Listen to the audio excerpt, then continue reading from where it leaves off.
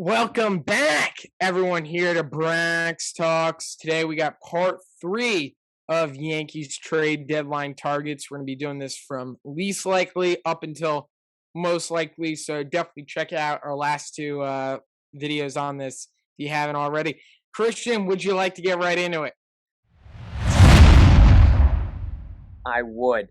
My first guy, Brian Reynolds, center fielder for the Pittsburgh Pirates. Now, he's having a little bit of a down year. However, he's still doing great. Um, Close to a 120 WRC plus. And, the only reason it's down is because last year he was 11th in MVP voting. But, Mm. you know, his quality of contact is down this year. He's striking out a little more, and he's not walking as much. But the thing is, when you have good players like this guy, down numbers are still really good. I mean, he's having an offensive season pretty comparable to Gleyber Torres. Gleyber Torres is like, oh, that's awesome. So getting this guy, the Pirates, I'm sure they're going to be hesitant about trading with us because our history of stealing players from them. He's going to cost a lot, might even be a Dominguez, but he would basically take over as our center fielder for the next 4 years. So Mm. he's young, he's 26 years old. We would get him in his prime, and he'd be pretty elite.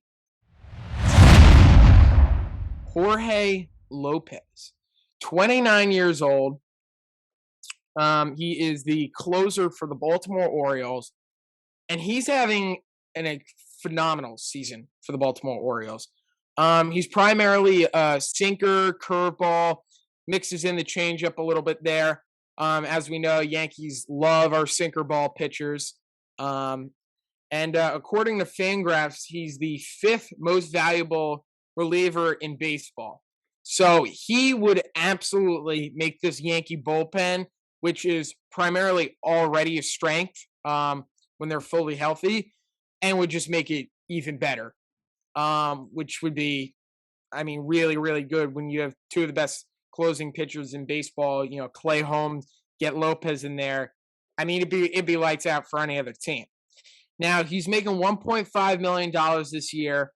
There is a little bit of a problem why this deal is unlikely.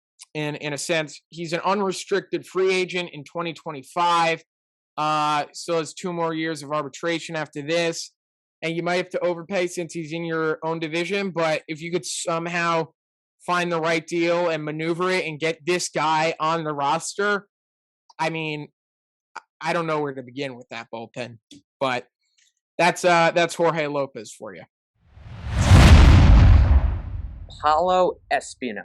That's how the Nationals broadcaster pronounce his name, so I'm going to go with that. He's obviously on the Nationals, and he's having a great year in the bullpen. And I'll tell you this, it's not normal for guys to have a breakout season at 35 years old. But Paulo doesn't care. He's doing it. He's not a strikeout or high-velocity guy, but he does not walk guys. He pitches to contact and keeps the ball off the barrel. So I think it'd be a really nice piece in the Yankees bullpen. I don't know if he would be one of the high leverage guys, but you could start him off as sort of a long reliever, see how he does, and then treat him like Wandy Peralta. If he continues to perform, move him to a high leverage guy. But we would have him till he's 40, so I doubt he would still be pitching for us then. But yeah, definitely a nice piece that the Yankees could strengthen their bullpen with. Alex Colome, or Colome, something like that. I think it's Colome. He's 33 years old. Throws 2 pitches, primarily the cutter and the fastball. The cutter's really been his biggest pitch for him. He's a one-time All-Star, 84 percentile in chase rate. On the season, he has a 2.63 ERA, and he's making $4,100,000 this season on a 1-year deal, and he's an unrestricted free agent in 2023. So you could basically get this guy from the Rockies for primarily not that much. I wouldn't say nothing because he's a good pitcher, but not that much. He is kind of a rental. So, he'd be another arm to slide into that bullpen. Um, just like I said, make your bullpen even better than it already is. And, he's 33 years old. Matt Blake can even make him better. So I think Colome is definitely a guy the Yankees should check into just because he's a free agent after this year. He's not making that much money.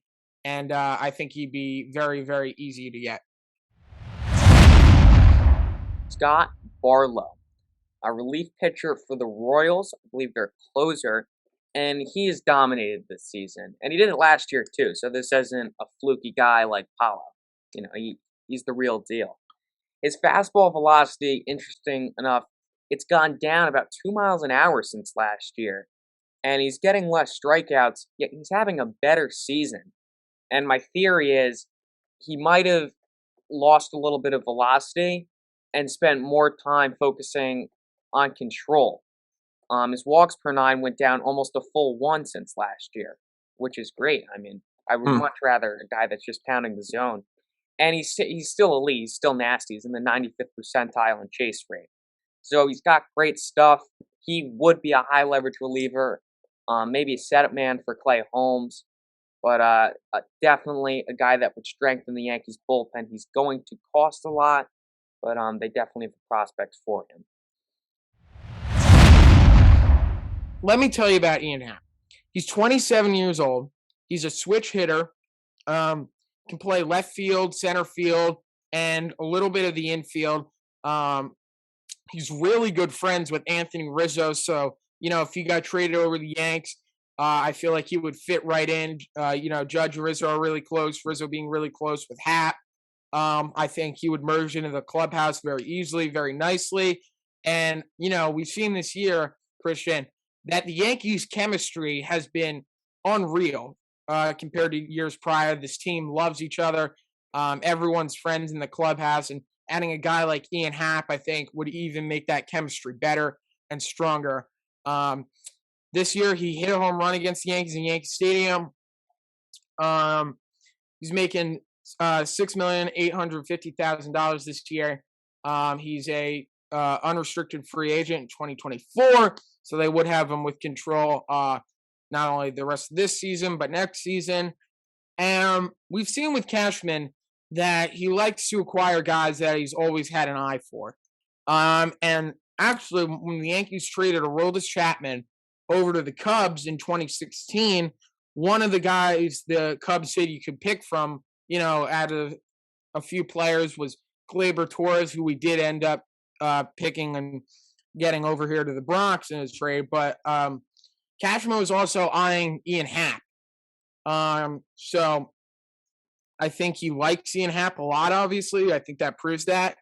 And I think he's definitely up there, one, two, the Yankees' biggest trade deadline targets. And I think he would be a great, great fit for this team, not only in the clubhouse, but on the field. And I think he would make us a lot better adding switch hitting into that lineup. And I mean, there's too much to like with this guy.